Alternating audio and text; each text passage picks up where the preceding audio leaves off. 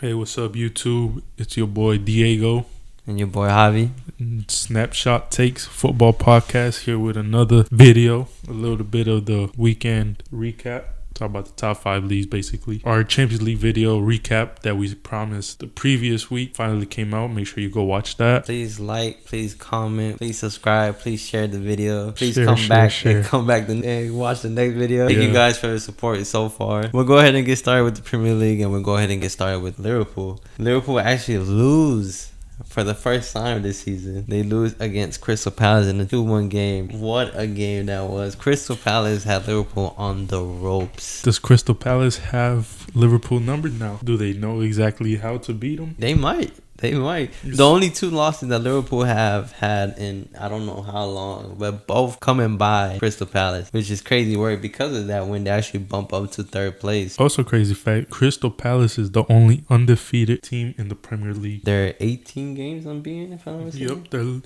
they actually just tied their best unbeaten streak in the club's history. That's real interesting. They're doing pretty good. That's something to be really Especially proud of. losing Eze, their best player, and they're still keeping up with the big boys. As long as they don't lose Mateta. Yeah, That man is crazy. Such a physical player Yeah, as he's well. real No, tough. He's it's real nice tough. to see. Liverpool's perfect start. It does come to an end on the 97th minute winner. Hey, what do you think about that Salah handball? I'm surprised it counted. Like, I thought it wasn't gonna count because it's a clear handball. Yeah. But they're saying that because there was a foul on him like seconds prior to that, that's why they counted. But I'm not too in favor on that. Crystal Palace pulls a Liverpool. The coin flipped on the other side this time in 97th minute, and Ketia scores the winner. Couple of defensive mistakes that lead to the Crystal Palace goals. But shout out to Crystal Palace for actually taking advantage of the mistakes and being well positioned in order to make them. I'm not too sure. Before that corner kick that Nketiah scored, Liverpool were actually arguing for a goal kick. Guess it's the build up in the moment in the last few minutes. It was a solid game from Crystal Palace. I feel like they played their cards right, and No, they played really good. To have the first place team on the ropes like that, it's extremely impressive. that's the thing about the Prem. Like we say, you never know who's gonna win. You just never know what's gonna happen in these games. Everybody's so physical. There's so much talent out there. Although Crystal Palace is in 3rd place, they're actually the only unbeaten team in the Prem at the moment. Then you look at the other teams around them and it's like Crystal Palace is the unbeaten team. Could have won by a lot more, but Alisson is incredible form. He's been good. He's always been good. Like, He's always been good. I feel like other than that 2020 season, he's been solid. Right before we do move on, Liverpool's next game is actually against Chelsea at Chelsea's home ground this Saturday coming up. That's gonna be interesting game, especially just because they're 2 high-powered teams. Chelsea dealing with few injuries right now. Chelsea's lack of form. They've lost the last 2 games in the Prem. It's gonna be a good game. Chelsea should challenge Liverpool. And then we move on to Crystal Palace next game. They actually face Everton. Everton, a surprising team this year. Gonna be a solid game. You saw what Everton did against Liverpool as well. This is gonna be a solid game. Moving on to 2nd place, which is Arsenal. They face Newcastle. Oh, how they struggled. I feel like Newcastle has been giving so much struggle to every team they face. Maybe it's the lack of Isak not being there to finish off the chances anymore. But even though Walter Made scored today, but I feel like they be having so many chances, but they just can't capitalize on them. Clearly, they made Arsenal struggle. They made Liverpool struggle earlier this season. What do you think about that Gyökeres penalty not being given early on that game? I don't know if you saw that. He actually gets past the goalkeeper, and the goalkeeper kind of like reaches out to get the ball, but they made contact. In my opinion, it's a pen. Like, if you don't touch the ball, it's a pen. VAR is gonna VAR, man. They have their favorites. I feel like every game is something different. It could be the same challenge, but it all depends on the ref, the atmosphere, and how they're feeling that day. Apparently, what they have for breakfast, because there's no, I guess, continuity in these calls. Every weekend is something different. There's no base for it. It's decoration at this point. Arsenal ended up pulling through. They sit in 2nd place with 13 points, 2 behind Liverpool, which is massive for them to win this game. It was really close for them to lose. Would they have lost, they would have been in 3rd place. Yep, crucial. They needed that win. They sure did pull through. What do you think about Gyökeres? He's not convincing me so much. He seems very slow for the Prem. He seems like a player just like Haaland, but he's just way slower. Like a Wish version. the Temu version. Temu version. Nah, in front of goal, he showed it. He scored a couple of games already. He knows how to find the back of the net. Some of them have been lucky, but I feel like the team still needs to find each other's rhythm up top, especially because I feel like most of their goals have came from midfielders and defenders this season. I feel like he's a good player, but especially with Martinelli not playing as much this season because he's been hurt. Once he comes back, I feel like they'll click, they'll understand each other, and they'll know exactly that Gyökeres is a through on goal player. Like, you gotta put the through balls in. He's not gonna create his own chances. I think he's a pretty good player, and I feel like he will adapt. I just feel like he's too slow at the moment. I don't mean slow. Too slow. And I don't mean like just necessarily his pace, but his reaction time. Yeah, he looks sluggish. The time he takes to shoot a ball, it just he looks sluggish. Seems so slow. It seems like he just woke up and it's like he took a nap right before the game starts. Yeah. He's more worried about his hair than. Yeah, no, the amount of hair flicks that go on throughout the game. Arsenal's next match in the Premier League, they actually face West Ham at home this Sunday. West Ham has showed some sparks this season. Newcastle's next match is against Nottingham Forest. Nottingham Forest. It is going to be a home game this Sunday. They need to find that form, man. Same thing with Nottingham. Tottenham versus Wolves end up in a draw once again. 1-1. 2 draws for Tottenham back-to-back, if I'm not mistaken. I think so, yeah. Tottenham in 4th place, 11 points, 4 behind Liverpool. They're not that far off, but... Now with Liverpool's loss, it's definitely gotten tighter now. Last video, we mentioned how it seems like it was so easy for Liverpool. But that just shows you, even if you're on top of the table, you lose one game, it's life or death now. The game's back. The Prem's back. They love a league title race. Tottenham next game, they actually face Leeds United away from home on Saturday. Every Tottenham game seems like it's going to be a close game. Tottenham are going to do the Tottenham, like Chiellini said. Moving on to the Manchester City game versus Burnley. Manchester City actually went 5-1 in this game. And interesting, 2 own goals. Felt really bad for him. And Haaland added a brace. And then a beautiful volley. Mateo Nunes. With the brace, he gives Haaland 8 goals. Considering it being his worst start for the Premier. Very disappointing from Haaland. But City actually in 7th place, 5 points behind Liverpool, cutting the distance a bit, but it's not what you expect from City, especially it's early on in the season. But slowly you can see that they're finding their form. Now Manchester City's next game is actually against Brentford away, and I feel like that's actually going to be a really good game. I keep saying this every video, but City just... they're lacking something. This game, it didn't seem like it, but then it comes to games like Brentford and lower half teams, and when they're away, they don't seem to click. I don't think anybody could really say that Manchester City isn't a good team anymore because they're still really solid. It's just you see them sometimes in the game, they just seem lost. I feel like there's no structure being built up from the back. Yeah, I feel like there's a lot of side passing and back passing. Yeah. And there's no decisive passing going on. Yeah, they're not really fluid going up, but when they find the back of the net like they did this last game, man, that's a scary sight to see. Haaland is just different gravy. Yeah. Moving on to the Chelsea versus Brighton game. Chelsea actually take another loss to Brighton. 2 losses in a row in the Premier League for Chelsea against United and Brighton. Brighton played really well this game. Chelsea actually got another red card. Chalobah got a red card this game. Back to what we keep saying in these videos is that they're lacking maturity. Their backline isn't solid. Yeah, Cucurella is decent player.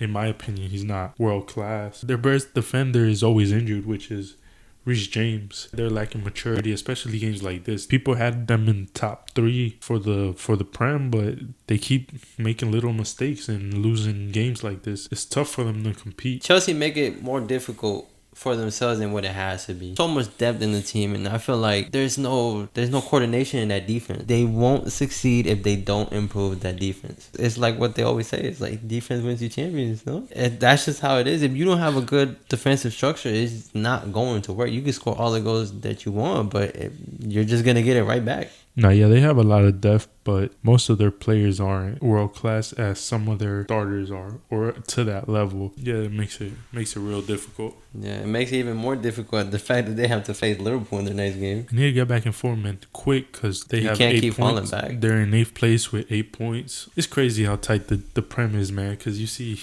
we just talked about City in 7th with 10 points, and Chelsea's right behind them with 8, 7 behind Liverpool. Basically 3 games. This early on in the season, it's tough. Moving on to the Brentford versus Man U game. Another missed penalty from Bruno. What's going on? It was a great save, though. I feel like the penalty wasn't bad itself, but it was a great save. Keeper read it, and he went the right way. United in 14th place with 7 points. It's not looking good over there in Manchester. And it doesn't help that the next game, you might think it's pretty easy when you hear the name. It's like, oh, they're going to play Sunderland next game at home. But next thing you know, when you actually look at Sunderland, they're in 5th place. Man, you need to pick it up if they want to do something this season. United's a lost soul. I don't see any hope for them. I had hopes at the beginning of the season that they'll make a European push, especially Champions League with all the signings, but it's not looking good, bruv. That does conclude Premier League, so we can go ahead and move over to La Liga's fixtures. And we'll go ahead and get started with the new first place, which is Barcelona. Actually won against Real Sociedad. It was a good game. Both teams had a lot of chances, 1 or 2 clear chances for Sociedad. They actually started winning the game. Again, Barcelona starts off the game trailing. Barcelona's bounded to concede goals. They play such a high line that any game they could get scored on. But another assist for Rashford, piling them up. Rashford, overall, he's been doing really good. Yeah. I mean, it seems like he's improving every game now. Yeah, he seems like he's finding form. He keeps making simple mistakes, though. Like, he might slip. Like, he might try to do an extra dribble and run straight into the defender or bring it out of bounds. But he's becoming better. He's getting more confidence. He's taking way more shots. Yeah. He had one starting the game, but the goalkeeper blocked it. Yeah, also the other kid that's covering for Lamine Yamal's spot. Rooney. Yeah, Rooney. He actually...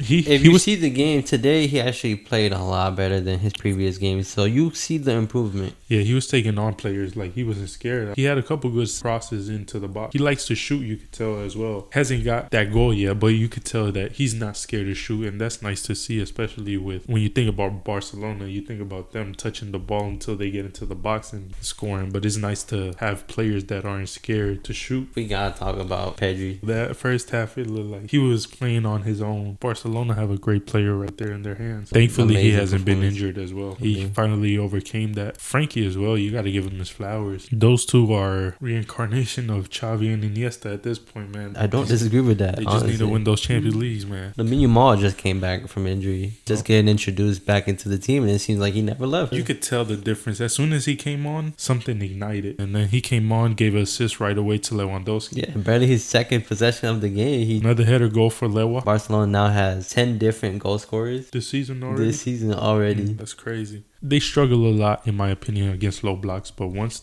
they get flowing, they have so many goals. Like I said, they concede, but you could guarantee almost that they're gonna score at least 1 goal during the game. That team is very tough to contain. Now Barcelona's next game is actually against Sevilla, which is an away game on Sunday.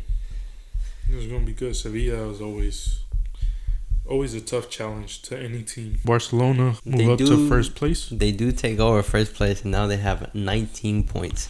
And the reason behind that, and we'll get onto it right now, is actually because of the Madrid derby. Atletico Madrid versus Real Madrid. What a game. Did not expect Atletico to go crazy. I expected a draw, honestly, but it felt different. It seemed different. As soon as the game started, you could tell the atmosphere was rocking. It seemed like Atletico started off strong, and they took the early lead. Well, 4 out of 5 Atletico's goals came out of set pieces, which is crazy to think. Madrid has tall center backs. They should be able to defend, but it seemed like this has been a continuous issue for Madrid for multiple seasons now. They can't seem to defend aerial threats. Yeah, set pieces. I've noticed the past couple games that Housen, he's been having a couple mistakes here and there, and honestly, when you're a defender or when you're a goalkeeper as well, as those little mistakes that you make can lead up to something real crucial against your favor. Normal opened it up. Then Madrid quickly came back with Mbappe and Güler making a comeback. They were winning 2-1, and then Sorloth. Right before the first half ended, Sorloth actually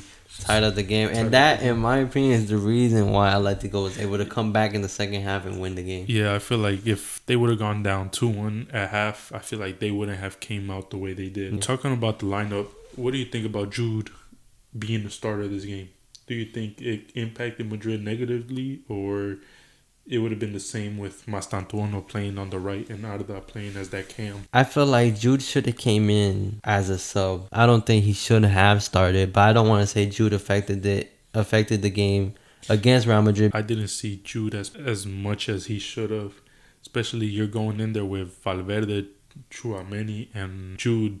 All three players that can't provide that attack as Arda can. I don't know if you recall last video, I did mention how Mbappe and Güler are connecting. Oh, yeah, that beautiful Ronaldo. Yeah, that beautiful pass. I don't know if you've seen that little play they did where Mbappe scored.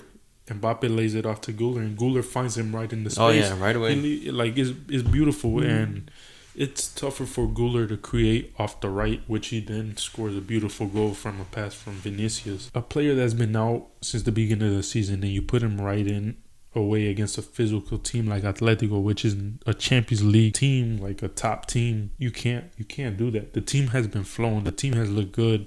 The team was undefeated up until this game, and your biggest challenge of the season, you put a player that hasn't been in form, that hasn't had those match day minutes, because yeah, he could be training, he could be 100%, but the flow of the game is different. You saw Koke, he looked amazing that game. They made Koke look like a superstar. It's crazy. Like, that midfield was non-existent that game, but I feel like if Güler would have played him, Mastantuono is more of a presser. He's willing to sacrifice himself, and can't pronounce Atletico's left back's name, but he had a great game as well. But I feel like it was that lack of press. Real Madrid seemed like they were playing kind of passive, and Atleti was just full gas. It looked like the roles were swapped. Yeah, honestly. Real Madrid were on the ropes, and Atletico were doing their thing. Giuliano Simeone, he couldn't be stopped that game. He could not be stopped. I don't think he got stopped not once from the fullback that was defending him. I don't know if you saw as well, previous season as well, a little bit of Carreras. Yeah, attacking wise, he does good, but once he has the ball and he's pressured, it seems like he makes a lot of simple mistakes. I don't know how much of an upgrade Madrid got off of that. Great game from Simeone. I feel like Nico Gonzalez had a great game as well. Then let's talk about Julian, what he did in the second half. Yeah, right before we get to that though, Nico Gonzalez is the energizer for Atletico. Just how you mentioned last video. I'll give you your credit. I'll give you your flowers. It's like he has twins on there. Like, those two, word for word, what I said is they represent the Cholismo. Yeah. Like, them boys are energized bunnies. Like the battery, man. Yeah. Those boys love to press. Those boys love to run. The entire front three is just a work of art. The amount of effort that they put in these games. Julian too. He's not as physical or fast as them, I would say, but he's everywhere, man. That boy doesn't get tired either. Or two, a penalty, which is a silly penalty. Yeah, no. Güler should not put his leg up that high in the penalty box. Yeah, another little mistake from Güler. You know, Güler is such a good player, but I'm telling you, those little mistakes can mean something so big.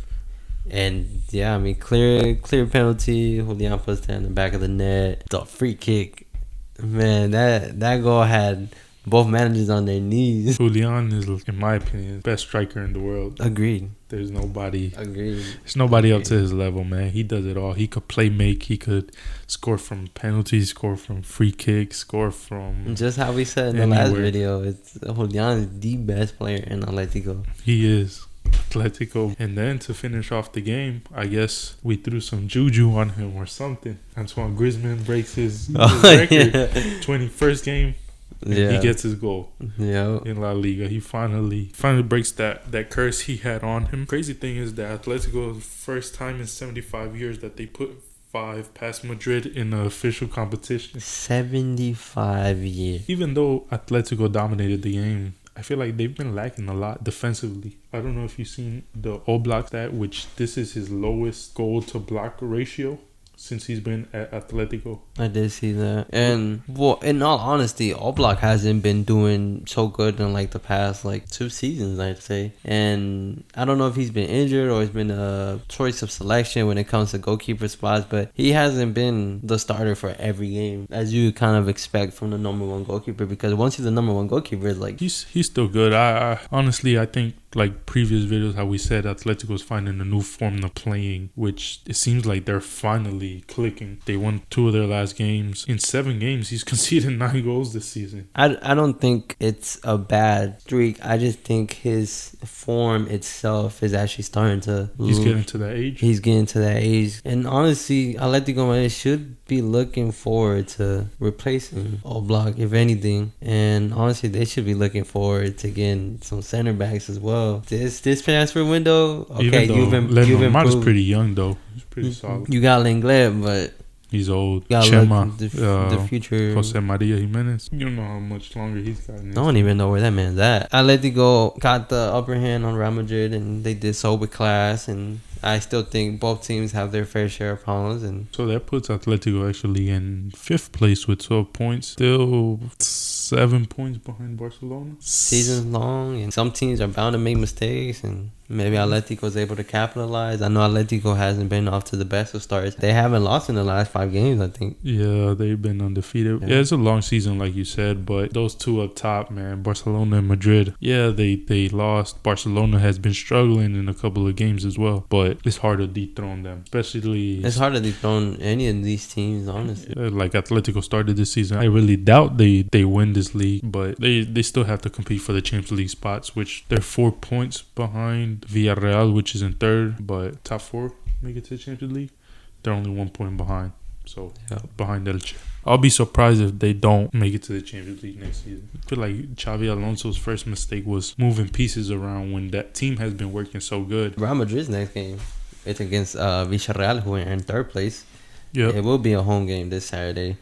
And then Atletico's next game is against Celta de Vigo away on Sunday. Madrid has the tougher challenge. Villarreal, like I said, they're a high attacking team. They exploit the wings. And as you could tell, Madrid, that's still a struggle from the past 2 seasons. They're still struggling. Carvajal picked up an injury. Trent is still injured. So I'm sure they're going to have to move some pieces around. Especially with Villarreal actually just won their last game against Athletic Bilbao. Yep. That moves them up to 3rd place. That's going to make that game pretty good. Pretty interesting, if Villarreal is to win, they take over. We'll it's see what happens on that one. Last season, still lots of games to be played. Surprisingly, Elche is in 4th place. Yeah, right in front of Atletico. They came off of winning against Celta Vigo. Yeah, they won 2-1. I feel like that's a team that's going to drop off, though. As I always say, as the time goes by. Yeah, they won't have the firepower when injuries come and minutes add up on the players. They won't have enough to be up there. And then top goal scorers, Mbappe stays in 1st with 8 goals, scored in every game. Julian is actually making a comeback, 6 goals. Ferran Torres with 4. We'll move on to the Serie A, which had a crucial game today. AC Milan versus Napoli. I just gotta say, man, put some respect on Pulisic's name, dude. He's been going crazy, man. That man is always playing so nice. It's crazy. He got an assist and a goal in the first half against the reigning champions. That's something to talk about. Milan ends up in 1st place. Unexpected, in my opinion. Unexpected? From me, yeah. Nah. Look at his jersey, man. He's capping. Milan seems like they're finding form. They're playing pretty well. The Serie A is looking real good. Inter, well, we'll talk about that a little bit later. But yeah, Milan won. Napoli, Kevin De Bruyne scored. A penalty. Later on. First, it was a yellow. VAR came through, gave him the red, and De Bruyne sealed it. That does leave AC Milan in 1st place, Napoli in 2nd. Milan's next game is against Juventus away at Juventus. That's going to be a real good game. Basically, you can say for 1st place, depends on the other result. It's going to be a good game. Milan, Juventus. Juventus actually tied 1-1 with Atalanta this weekend. You know that's their 3rd draw in a row. The Champions League game? Yeah. They started off nice, 3 out of 3, but then Roma won 2-0 versus Verona. Then Inter's finally making their way back up. Yeah, they won 2-0. Lautaro coming back, Cagliari. getting to scoring already. Yeah, him and Thuram, they know how to complement off each other. They know how to work off of each other. Inter's in 5th place, 9 points, 3 behind 1st place, which I had winning, which I believe they will. It's going to be a nice Serie A, man. Y'all make sure y'all tune into those games. There's a good game in the Serie A every weekend. That does conclude Serie A. Now we do move on to the Bundesliga. Nothing really interesting happened in the Bundesliga this weekend. The usual. Bayern Munich